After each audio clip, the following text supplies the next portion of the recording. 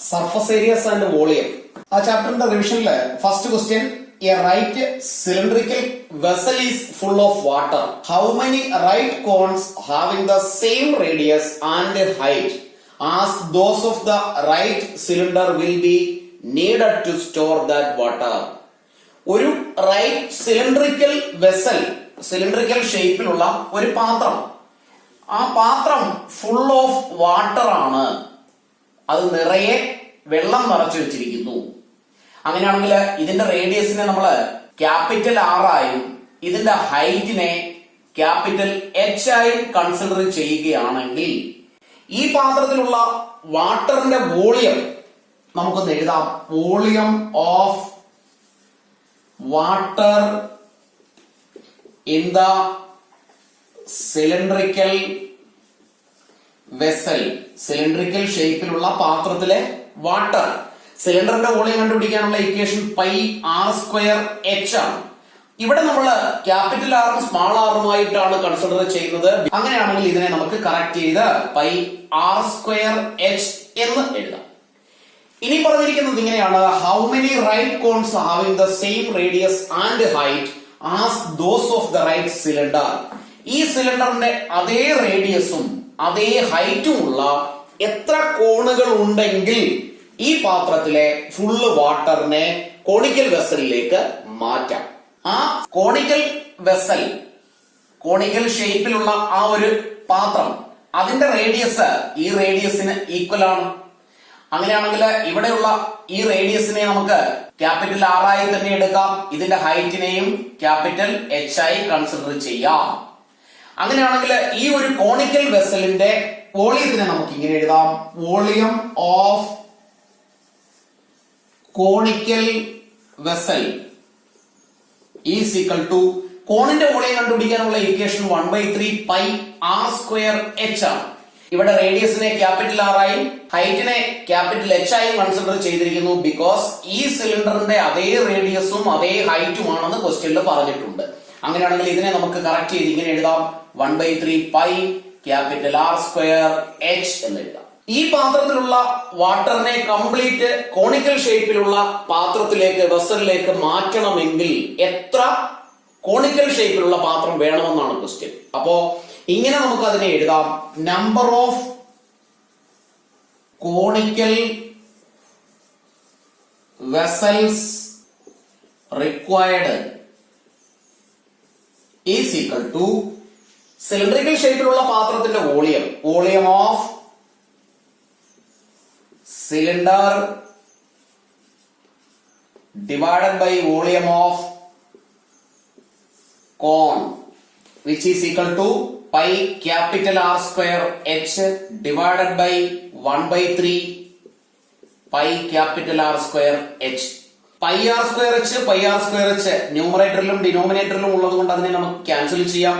Left വിത്ത് ഇവിടെ ന്യൂമറേറ്ററിൽ 1, ഈ ഡിവൈഡഡ് ബൈ എന്നുള്ളതിനെ നമുക്ക് ഇങ്ങനെ എഴുതിയാൽ 1/3 ഇവിടെയുള്ള ഡിനോമിനേറ്റർ എഴുതി, which is equal to ഇവിടെ ഒരു ഡിനോമിനേറ്റർ 1 കൺസിഡർ ചെയ്താൽ 1/1 into ഇതിന്റെ reciprocal 3/1, which is equal to 3 into 1 3 divided by 1 into 1 1. That means 3 vessels ആണ്, കോണിക്കൽ ഷേപ്പിലുള്ള വെസൽസ് ആണ് ഈ സിലിണ്ടറിക്കൽ വെസലിലെ ഫുൾ വാട്ടറിനെ ട്രാൻസ്ഫർ ചെയ്യുന്നതിന് വേണ്ടി ആവശ്യമുള്ളത്, അല്ലെങ്കിൽ അത്രയും വാട്ടർ സ്റ്റോർ ചെയ്യുന്നതിന് വേണ്ടി വരുന്നത്.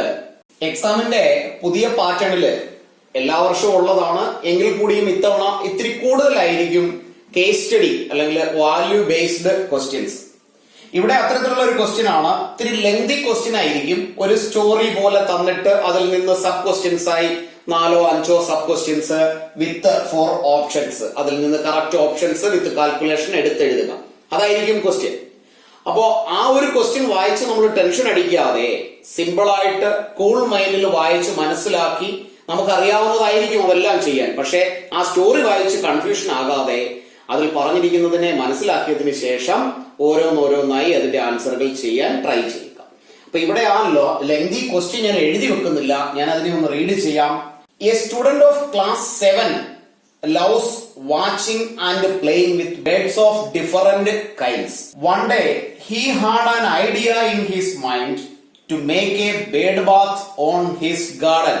His brother, who is studying in 10th, helped him to choose the material and shape of the bed bath.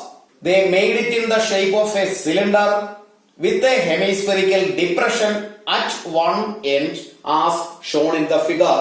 They opted for the height of the hollow cylinder as 1.45 meter and its radius is 30 centimeter. അപ്പോൾ ഇവിടെ value based question ആയി സ്റ്റോറിയിൽ പറഞ്ഞിരിക്കുന്നത് ഇങ്ങനെയാണ്. 7th പഠിക്കുന്ന ഒരു സ്റ്റുഡന്റിന് ബേഡിനെ watch ചെയ്യുന്നതും അതിന്റെ കൂടെ പ്ലേ ചെയ്യുന്നതും വളരെ ഇഷ്ടമുള്ള ഒരു കാര്യമാണ്. അങ്ങനെയാണെങ്കിൽ ആ കുട്ടിയുടെ എൽഡർ ബ്രദറുമായി who is studying in 10th ഒരു ബേഡ് ബാത്ത് ഉണ്ടാക്കി ഗാർഡനിൽ വെക്കുന്നതിനെ കുറിച്ച് ഡിസ്കസ് ചെയ്തപ്പോൾ 10th പഠിക്കുന്ന കുട്ടി അതിനു വേണ്ട മെറ്റീരിയൽസും എല്ലാം കൊണ്ടുവന്ന് അതിന്റെ ഷേപ്പും ഡിസൈൻ ചെയ്ത് അവരുണ്ടാക്കിയ ബേഡ് ബാത്തിന്റെ ഫിഗർ ആണ് ഈ ക്വസ്റ്റ്യനിൽ തന്നിരിക്കുന്നത്. ഇവിടെ ഒരു വലിയ സിലിണ്ടറിക്കൽ ഷേപ്പിലുള്ള ഒരു ഷേപ്പ് ഉണ്ടാക്കി അതിന്റെ മുകളിൽ ഒരു സ്ഫെറിക്കൽ ഡിപ്രഷൻ, ഇത്രയും ഭാഗത്താണ് ആക്ച്വലി വാട്ടർ ഉൾക്കൊള്ളാൻ കഴിയുന്ന ഭാഗം എന്ന് പറയുന്നത്. ഈ ബാക്കിയുള്ള ഭാഗം അതിന്റെ ഒരു ഷേപ്പായിട്ട് തറയിൽ വെക്കത്തക്ക വിധത്തിൽ ഡിസൈൻ ചെയ്തിരിക്കുന്നതാണ്. അങ്ങനെയാണെങ്കിൽ അതിന്റെ ടോട്ടൽ ഹൈറ്റ് 1.45 മീറ്ററും അതിന്റെ റേഡിയസ് 30 സെന്റിമീറ്ററുമാണ്. സ്പെറിക്കൽ ഡിപ്രഷന്റെ റേഡിയസ് 30 സെന്റിമീറ്റർ. ഇവിടെ തന്നിരിക്കുന്ന 5 ക്വസ്റ്റ്യൻസ് ഉണ്ട്. ഇവിടെ ഞാൻ 3 ക്വസ്റ്റ്യൻസ് എഴുതിയിട്ടുള്ളൂ. ഇത് കാൽക്കുലേറ്റ് ചെയ്തതിന് ശേഷം ബാക്കി 2 ക്വസ്റ്റ്യൻസ് എഴുതാം. അങ്ങനെയാണെങ്കിൽ ഫസ്റ്റ് ക്വസ്റ്റ്യൻ ഇതാണ്: curved surface area of the hemisphere. ഇവിടെയുള്ള ഈ ഹെമിസ്ഫിയറിന്റെ കർവ്ഡ് സർഫസ് ഏരിയ എന്താണ്? Curved surface area of hemisphere അത് കണ്ടുപിടിക്കുന്നതിനുള്ള ഇക്വേഷൻ നമുക്കറിയാം, 2πr² ആണ്. അപ്പൊ അതിനു മുൻപ് ഇവിടെ തന്നിരിക്കുന്ന എല്ലാ യൂണിറ്റ്സും മീറ്റർ സ്ക്വയറിലാണ് എന്ന കാര്യം പ്രത്യേകം ശ്രദ്ധിക്കണം. ഇവിടെ റേഡിയസ് സെന്റിമീറ്ററിലുമാണ് തന്നിരിക്കുന്നത്. അങ്ങനെയാണെങ്കിൽ എല്ലാ യൂണിറ്റിനെയും മീറ്റർ സ്ക്വയറിലേക്ക് തന്നെ മാറ്റിയാൽ മാത്രമേ ഈ ആൻസറുകൾക്കെല്ലാം നമുക്ക് കറക്റ്റ് ആയി ആൻസർ ചെയ്യാൻ കഴിയും. അപ്പൊ ഇവിടെയുള്ള റേഡിയസ് 30 സെന്റിമീറ്റർ ആണ്. അതിനെ മീറ്ററിലേക്ക് മാറ്റുന്നതിന് വേണ്ടി 100 കൊണ്ട് ഡിവൈഡ് ചെയ്താൽ റേഡിയസ് വിൽ ബി 0.3 മീറ്റർ എന്ന് എഴുതാം. 30 എന്ന് എഴുതിയില്ലെങ്കിലും കുഴപ്പമില്ല. ഹെമിസ്ഫിയറിന്റെ curved surface area of hemisphere which is equal to 2πr² ആണ്. Then 2 into pi into 0.3 the whole square which is equal to 2 into pi യുടെ വാല്യൂ 3.14 into 0.3 യുടെ സ്ക്വയർ 3 യുടെ സ്ക്വയർ 9 ആണ്. സ്ക്വയർ ആവുമ്പോൾ അതിനെ നമുക്ക് 0.09 എന്ന് എഴുതേണ്ടിയിരിക്കുന്നു. which is equal to 2 കൊണ്ട് 3.14 മൾട്ടിപ്ലൈ ചെയ്താൽ 6.28 എന്ന് എഴുതാം into 0.09. രണ്ട് നമ്പറും കൂടി മൾട്ടിപ്ലൈ ചെയ്താൽ answer will B 5652 1 2 3 4 decimal places ആണുള്ളത്. അങ്ങനെയാണെങ്കിൽ ഇവിടെ നമ്മൾ പ്ലേസ് ചെയ്താൽ ഇവിടെ എഴുതേണ്ടി വരും which is equal to 0.56. ഇനി ഇവിടെയുള്ള ആൻസർ ഏതാണെന്ന് നോക്കുക. 56 ഒരു ആൻസർ ഉണ്ട്, 5652 എന്ന ഒരു ആൻസർ ഇല്ല. എന്നാൽ ബാക്കിയുള്ള ആൻസറുകളൊക്കെ ഇതിൽ നിന്ന് വളരെ ഡിഫറന്റ് ആയിട്ടുള്ളതാണ്. അങ്ങനെയാണെങ്കിൽ 0.56 മീറ്റർ സ്ക്വയർ ആണ് ഫസ്റ്റ് ക്വസ്റ്റ്യന്റെ answer. Otherwise the curved surface area of the hemispherical depression. Second question: curved surface area of the സിലിണ്ടറിന്റെ കർവ്ഡ് സർഫസ് ഏരിയ. സിലിണ്ടറിന്റെ കർവ്ഡ് സർഫസ് ഏരിയ കണ്ടുപിടിക്കാനുള്ള equation curved surface area of cylinder. Standard equation ഇതാണ്: base perimeter into height. Base പെരിമീറ്ററിനെ height കൊണ്ട് multiply ചെയ്താൽ മതി. Base perimeter circular ഷേപ്പിലായതുകൊണ്ട് 2πr ആണ്. 2πr into height h is equal to, ഇവിടെ പൈയുടെ വാല്യൂ ഈ ആൻസറിൽ തന്നെ തന്നിട്ടുണ്ട്, അതുകൊണ്ട് നമുക്ക് പൈയുടെ വാല്യൂ മൾട്ടിപ്ലൈ ചെയ്യേണ്ട ആവശ്യമില്ല.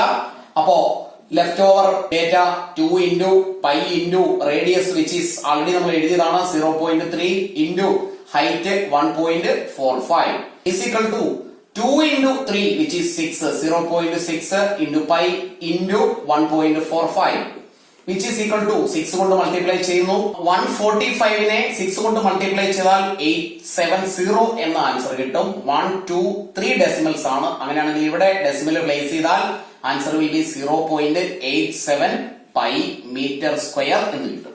ഇവിടെയുള്ള ആൻസർ 0.87 പൈ ഇവിടെ ഉണ്ട്. അങ്ങനെയാണെങ്കിൽ സി ആണ് ഇവിടെയുള്ള right answer. Third question: total surface area of the bird bath is. ആൻസറുകൾ തന്നിരിക്കുന്നതിൽ പൈയുടെ വാല്യൂ ഇല്ല, ദാറ്റ് മീൻസ് പൈയുടെ വാല്യൂ കൂടി ഇട്ട് മൾട്ടിപ്ലൈ ചെയ്തിരിക്കുകയാണ്. അപ്പൊ ഇവിടെ ഈ total surface area of bird bath എന്ന് പറയുമ്പോൾ ഈ ഒരു ഷേപ്പിന്റെ ടോട്ടൽ സർഫസ് ഏരിയയാണ്. അപ്പൊ നമുക്കറിയാം അവിടെ ടോട്ടൽ സർഫസ് ഏരിയയിൽ നമ്മൾ ഇൻക്ലൂഡ് ചെയ്യേണ്ടത്, അല്ലെങ്കിൽ നമുക്ക് അതിനെ ഇങ്ങനെ എഴുതാം, total surface area of bird bath is equal to സിലിണ്ടറിന്റെ ബേസ് ഏരിയ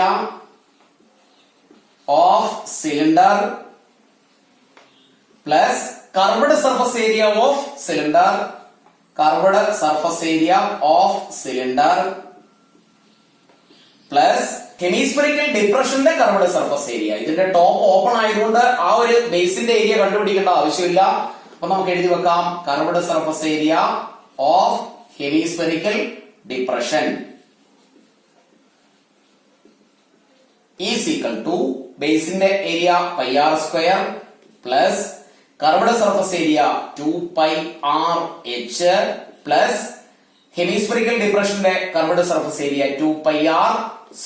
ഇവിടെ നിന്ന് നമുക്ക് പൈ ആർ കോമൺ ആയിട്ട് എഴുതിയാൽ pi r into left with r plus 2h plus 2r is equal to pi into radius which is 0.3 ബ്രാക്കറ്റിനുള്ളില് 0.3 plus 2 into h which is 1.45 plus 2 into 0.3 radius. Simplify ചെയ്താൽ pi into 0.3 into 0.3 plus 2 കൊണ്ട് multiply ചെയ്താൽ 2.90 plus 0.6 is equal to പൈയുടെ value 3.14 into 0.3 ബ്രാക്കറ്റിനുള്ളിലുള്ള നമ്പറുകൾ എല്ലാം കൂടി add ചെയ്താൽ ഇൻറ്റു 3.8 എന്ന് കിട്ടും.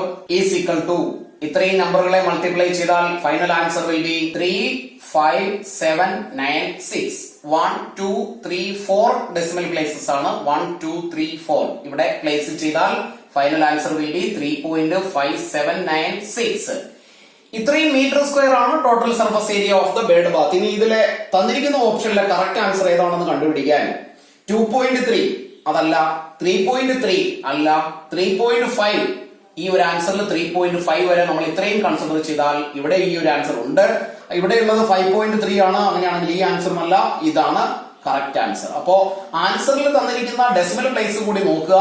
നമുക്കിവിടെ കിട്ടിയത് 3.5796 ആണെങ്കിലും ആൻസറിൽ 3.5 വരെ തന്നിട്ടുള്ളൂ. അങ്ങനെയാണെങ്കിൽ സി ആണ് ഇവിടെയുള്ള റൈറ്റ് ആൻസർ. ഫോർത്ത് ക്വസ്റ്റ്യനിൽ ചോദിച്ചിരിക്കുന്നത് the total surface area of cylinder.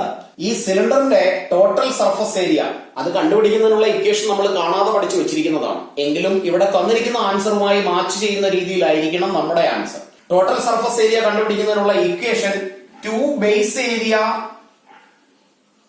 Plus curved surface area. ഇവിടെ താഴെയും മുകളിലുമുള്ള രണ്ട് ബേസും കർവ്ഡ് സർഫസും. അങ്ങനെയാണെങ്കിൽ 2 ബേസ് ഏരിയ എന്ന് പറയുമ്പോൾ 2πr² ആണ് പ്ലസ് കർവ്ഡ് സർഫസ് ഏരിയ കണ്ടുപിടിക്കാനുള്ള ഇക്വേഷൻ 2πrh. ഇതുമായി മാച്ച് ചെയ്യുന്ന ആൻസറുകൾ ഉണ്ടോ എന്ന് നോക്കാം. 2πrh പ്ലസ് 2πr³ ആണ്. അതുകൊണ്ട് ഇത് ആൻസർ അല്ല. 2πrh പ്ലസ് πr² ഇതും ആൻസർ അല്ല. 2πrh പ്ലസ് 2πr² ഇവിടെ അതുമായി മാച്ച് ചെയ്യുന്ന ഒരു ആൻസർ കിട്ടി. നമ്മൾ ഇവിടെ എഴുതിയിരിക്കുന്ന രീതിയിലല്ല, തിരിച്ചാണ് എഴുതിയിരിക്കുന്നതെന്ന് മാത്രമേ ഉള്ളൂ. അഡിഷന് അതിന്റെ ഓർഡർ എങ്ങനെയായാലും പ്രശ്നമില്ല. അങ്ങനെയാണെങ്കിൽ 2πrh പ്ലസ് 2πr² ഇവിടെ നമ്മൾ എഴുതിയിരിക്കുന്ന സി എന്ന ആൻസർ ആണ് കറക്റ്റ് ആൻസർ. ഫിഫ്ത് ക്വസ്റ്റ്യനിൽ ചോദിച്ചിരിക്കുന്നത് during the conversion of a solid from one shape to another the volume of the new shape will be. ഒരു സോളിഡ് ഷേപ്പിനെ മെൽറ്റിംഗ് ആൻഡ് റീകാസ്റ്റിംഗിൽ നമ്മൾ പഠിച്ചതാണ്. മെൽറ്റ് ചെയ്ത് റീകാസ്റ്റ് ചെയ്താൽ അതിന്റെ വോളിയം എങ്ങനെയായിരിക്കുമെന്നാണ് ഇവിടെയുള്ള ക്വസ്റ്റ്യൻ. റിമെയിൻ അൺആൾട്ടേർഡ്, ഡിക്രീസ് ആകുന്നു, ഡബിൾ ആകുന്നു, ഇൻക്രീസ് ആകുന്നു. ഡിക്രീസും ആകുന്നില്ല, ഡബിൾ ആകുന്നുമില്ല, ഇൻക്രീസ് ആകുന്നതുമില്ല. That will remain unaltered. A is the right answer. Next ക്വസ്റ്റ്യനിൽ a metallic cone of radius 12 centimetre and height 24 centimetre is melted into spheres of radius 2 centimeter each. How many spheres are formed? Melting and recasting എല്ലാ ഇയറിലും ഉള്ള ക്വസ്റ്റ്യൻസിൽ ഒരു question 100% ചോദിക്കാറുള്ളതാണ്. അപ്പോ melting and റീകാസ്റ്റിംഗിൽ നമ്മൾ ഓർത്തിരിക്കേണ്ടത് ഇത്രയേ ഉള്ളൂ. Melt ചെയ്ത് റീകാസ്റ്റ് ചെയ്താലും ഇതിനു മുൻപ് നമ്മൾ ഡിസ്കസ് ചെയ്ത ക്വസ്റ്റ്യനിൽ പോലെ തന്നെ അതിന്റെ volume remains same. Volume same ആയിരിക്കും. ഓൺലി തിങ് ഷേപ്പ് ചേഞ്ച് ചെയ്യുമ്പോൾ വലിയതാണെങ്കിൽ അതിൽ നിന്ന് ചെറിയ സ്മാൾ പീസസ് ആണ് ഉണ്ടാക്കുന്നതെങ്കിൽ നമ്പർ കൂടുതലാകുന്നതെന്ന് മാത്രമേ ഉള്ളൂ. അപ്പൊ നമ്മളവിടെ ശ്രദ്ധിക്കേണ്ടത് ഏതിനെയാണോ നമ്മൾ മെൽറ്റ് ചെയ്യുന്നത് അതിന്റെ വോളിയത്തിനെ എന്ത് ഫോമിലേക്കാണോ നമ്മൾ മാറ്റുന്നത് അതിന്റെ വോളിയം കൊണ്ട് ഡിവൈഡ് ചെയ്താൽ ഈ വലിയ ഫിഗറിൽ നിന്ന് അല്ലെങ്കിൽ ഈ വലിയ സോളിഡ് ഷേപ്പിൽ നിന്ന് ചെറിയ ഷേപ്പ് എത്ര എണ്ണം ഉണ്ടാക്കാം എന്ന് കണ്ടുപിടിക്കാം. അപ്പൊ ഇവിടെ തന്നിരിക്കുന്നത് റേഡിയസ് 12 സെന്റിമീറ്റർ ആണ്, height which is 24 centimetre, radius of sphere 2 centimetre. അപ്പൊ മെൽറ്റിംഗ് ആൻഡ് റീകാസ്റ്റിംഗിൽ അടുത്തത് നമ്മൾ ശ്രദ്ധിക്കേണ്ടത് രണ്ടിന്റെയും മെഷർമെന്റ്സ് തന്നിരിക്കുന്നതിന്റെ യൂണിറ്റ്സ് സെയിം ആണോ എന്ന് ചെക്ക് ചെയ്യുക. ഇവിടെ എല്ലാം സെന്റിമീറ്ററിലാണ്, അപ്പൊ അവിടെ നോ പ്രോബ്ലം. അങ്ങനെയാണെങ്കിൽ എന്തിനെയാണോ മെൽറ്റ് ചെയ്യുന്നത് അതിന്റെ വോളിയം ആദ്യം കണ്ടുപിടിക്കുക. ഇവിടെ കോണാണ്, അതിനെ മെൽറ്റ് ചെയ്യുന്നു. therefore volume of cone equation 1/3 pi R square H ആണ്. റേഡിയസ് 12 ആണ്, height which is 24 is equal to 1/3 pi into radius 12ന്റെ സ്ക്വയർ ഇൻറ്റു ഹൈറ്റ് 24. ഒരിക്കലും മെൽറ്റിംഗ് ആൻഡ് റീകാസ്റ്റിംഗ് ഇതിനെ നമ്മൾ സിംപ്ലിഫൈ ചെയ്യാൻ പോകേണ്ട ആവശ്യമില്ല. ഡിവൈഡ് ചെയ്യുമ്പോൾ മാക്സിമം നമ്പറുകളും പൈ ഉൾപ്പെടെയുള്ള വാല്യൂസും ക്യാൻസൽ ചെയ്യാൻ കഴിയും. അടുത്തത് നമ്മൾ ഡയറക്റ്റ് സ്ഫിയറിന്റെ വോളിയത്തിലേക്ക് പോകുന്നു. Volume of sphere equation 4/3 pi r cube ആണ്. That is 4/3 pi into radius. സ്ഫിയറിന്റെ റേഡിയസ് 2 സെന്റിമീറ്റർ ആണ്. അങ്ങനെയാണെങ്കിൽ 2ന്റെ ക്യൂബ് എന്ന് എഴുതാം. അടുത്ത സ്റ്റെപ്പിൽ നമ്മൾ എഴുതുന്നു therefore number of spheres can be made is equal to volume of cone divided by volume of sphere is equal to volume of cone 1/3 pi into 12ന്റെ സ്ക്വയറിനെ നമുക്ക് 12 ഇൻറ്റു 12 എന്ന് എഴുതാം into 24 divided by 4/3 pi into 2ന്റെ ക്യൂബിനെ 2 into 2 into 2 എന്ന് എഴുതാം. Pi cancel ആക്കി കളയുന്നു. ബാക്കി വരുന്ന 1/3 4/3 അതിനെ നമുക്കൊന്ന് എടുത്തെഴുതാം. 1/3 ഡിനോമിനേറ്റർ ഉള്ളത് 4/3. 12നെ 2 കൊണ്ട് ഡിവൈഡ് ചെയ്താൽ 6 ദാറ്റ് ഈസ് ഇവിടെ നമ്മൾ 6 എഴുതി വെക്കുന്നു. വീണ്ടും 12നെ 2 കൊണ്ട് ഡിവൈഡ് ചെയ്യുന്നു 6. ന്യൂമറേറ്ററിൽ ഒരു 6 കൂടി എഴുതി. 24നെ 2 കൊണ്ട് ഡിവൈഡ് ചെയ്താൽ 12.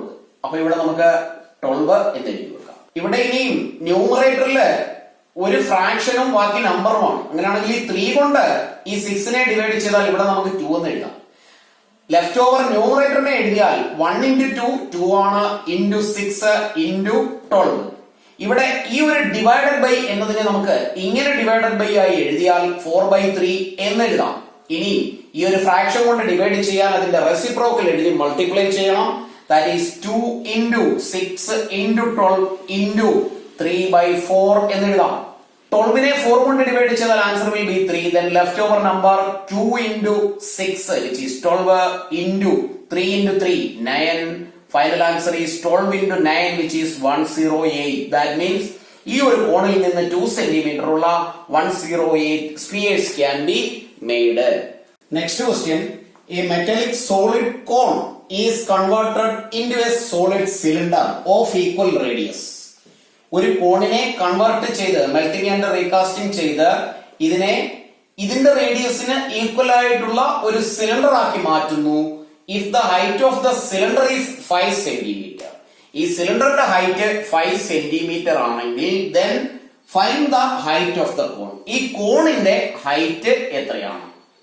അതാണ് ഇവിടെയുള്ള ക്വസ്റ്റ്യൻ. രണ്ടിന്റെയും റേഡിയസ് സെയിം ആണെന്ന് പറയുന്നുണ്ട്. അങ്ങനെയാണെങ്കിൽ രണ്ടിന്റെയും റേഡിയസിനെ നമ്മൾ സ്മാൾ ആർ ആയിട്ട് കൺസിഡർ ചെയ്യുകയാണെങ്കിൽ രണ്ട് റേഡിയസും സെയിം ആണ് and their volumes are also equal. അപ്പൊ കോണിന്റെ വോളിയം നമുക്കൊന്ന് എഴുതി വെക്കാം. വോളിയം ഓഫ് കോൺ കണ്ടുപിടിക്കാനുള്ള equation 1/3 pi R square H ആണ്.